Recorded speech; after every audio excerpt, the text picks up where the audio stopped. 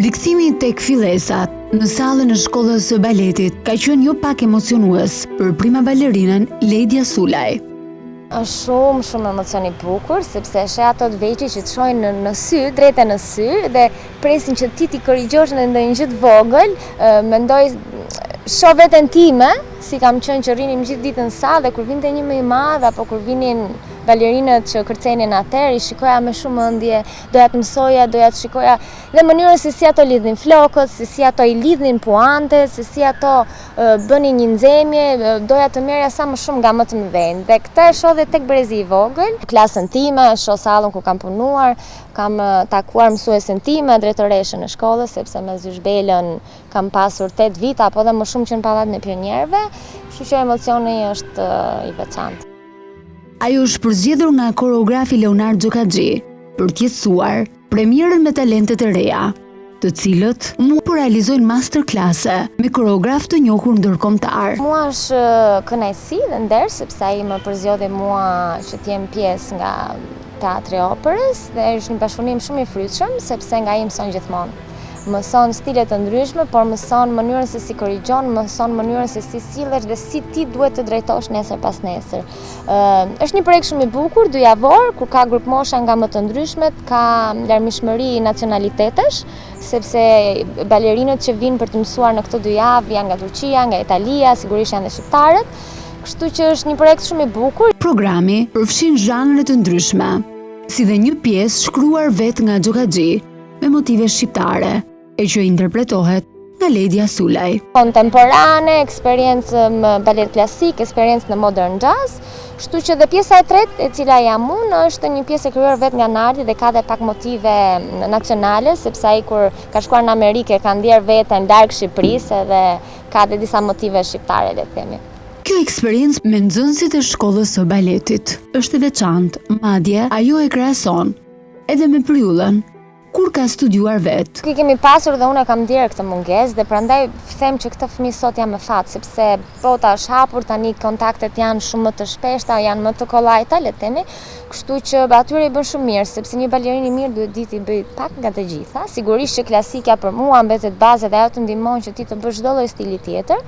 por ka dhe fëmijë të cilët ndoshta edhe nga ana fizike nuk janë për balerinë klasike, ama mund të jenë balerinë modern shumë të mirë. Neoklasik sepse teknikën e kanë, hapjet i kanë, gjitha mundësitë i kanë dhe prandaj është shumë e frytshme të mësojnë gjitha dhe për më tepër nga pedagogë shumë të mirë të huaj. Prima balerina Ledia Sulaj ka marrë pjesë thuajse në çdo premierë të teatrit të operës dhe baletit. Madje shpesh, baleti është ndërthurur edhe në premierat e operave. Si personazh të veçantë në këtë sezon, rendit Gjizelin. Kam qenë pjesë të gjitha veprave të baletit apo dhe të opera, pse jo, kemi qenë pjesëmarrëse të operës Carmen, një operë shumë e madhe, apo të Lakuriçit të natës me koreograf të huaj dhe botror, dhe kjo ka qenë një kënaqësi pjesë e kësaj punës tonë të baletit që jemi ndërthurur edhe me operën, ka qenë shumë e frytshme. Sigurisht jam ndier shumë mirë dhe doja të veçoja në fakt baletin Gjizel. Ajo ka qenë kulmi, le të themi, dhe emocionali imi, sepse përjetova dhe mendoj se janë futur vërtet në atë petkun e Gjizelit. Pikë fort në interpretimin skenik është ana emocionale, gjë që e ka shfaqur me një pikuri më të madhe, edhe tek Gjizeli. Po, fatmirësisht ka qenë koha dur, le të themi jam në një pjekuri tashmë të dur profesionale, kështu që si nga ana teknike, po më tepër ajo interpretative, sepse unë në çdo balet mundohem të jem e veçantë, të jem në stilin ndryshe, jo të jem thjesht një balerinë që le të themi shumë shpesh tek ne bën gjimnastik, nuk bën balet në vërtet, sepse baleti mbi të gjitha ka emocionin. Ai emocion që ti në radh parë duhet ta ndjesh, duhet bëhet ty mishi një herë me kokriza, pastaj duhet të emocionosh partnerin që ke në krah, duhet të ndjej edhe trupa që është në krah dhe trupa, sepse shpesh herë trupa jon kur kërcen një personazh dhe mërziten, nëse ty nuk të vlerëson dhe kolegët dhe të ndjekin ata, nuk mund të ndjeki publiku, kështu që duhet të interpretosh një herë brenda aty në skenë dhe nëse kjo është e vërtet, sepse ka dhe balet le të themi falco, nëse kjo është e vërtet, detyrimisht depërton tek publiku dhe unë këtë e kam mësuar ndër vite. Jeta e një balerine nuk është veç ajo vezëllitja në skenë, madje ka dhe vështirësi të mëdha sipas saj. Momentet vështira ka gjithmonë, si në çdo profesion, por neve ndoshta publiku është mësuar të na shohë atje tek shkëlqejmë 1 orë apo 2 minuta varet çfarë pjesë e ke, dhe ne jemi munduar të shfaqim gjithmonë anën tonë të bukur. Përtej kësaj sigurisht është ajo lodhja, janë keqkuptime, janë mundime, është stërvitja e përditshme gjatë gjithë ditës, kështu që sigurisht që ka pas dhe momente që kam thënë s'dua të kërcej fare ndonjëherë. Ka pasur momente shumë të vështira, sepse mendon që ndonjëherë të është bërë ndonjë pa drejt, por gjithsesi unë prap kam vazhduar përpara. Si në çdo profesion, edhe në balet, ka ego e xhelozi të forta, të cilat pranohen edhe nga balerina.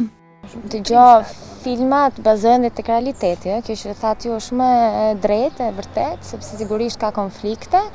por unë asnjëherë nuk kam konflikt me një person të caktuar. Unë konfliktin tim e kam për ditë, në mëngjes dhe përballë pasqyrës, sepse unë dua të përmirësohem nga dita në ditë, asnjëherë mos t'jem më keq, t'jem gjithmonë një hap të vogël, po për më mirë gjithmonë, kështu që nuk kam konflikte me asnjë person, edhe nëse marr diçka që ndoshta nuk e meritojnë ose më jepet, unë mundohem që në skenë ta vërtetoj që vërtet unë e meritoj atë që jam dhe atë çka bëj, kështu që konflikte ka, por mua më mban shumë emocioni dhe skena. Ajo thotë se në skenë i ka takuar të ndaj rolin me balerinë të cilët nuk ka marrëdhënie të mira, por profesionalizmi e ka mësuar që aty ajo është personazhi që duhet emocionoj spektatorin. Edhe ai që flet dhe ai që nuk flet, të gjithë mundohen për të mirën e punës dhe për t'i dhënë skenës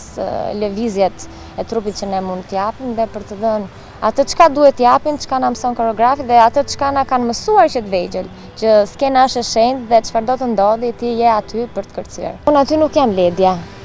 Me thënë, unë aty jam personazhi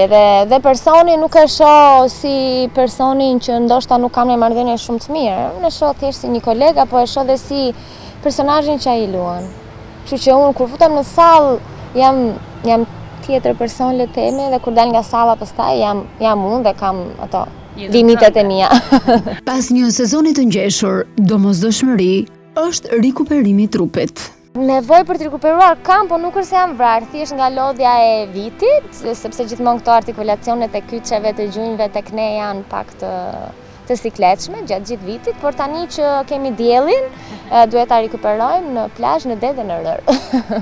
Përmbyllja e sezonit nga Teatri i Operës dhe Baletit do të jetë në sheshin Skënderbej me një gala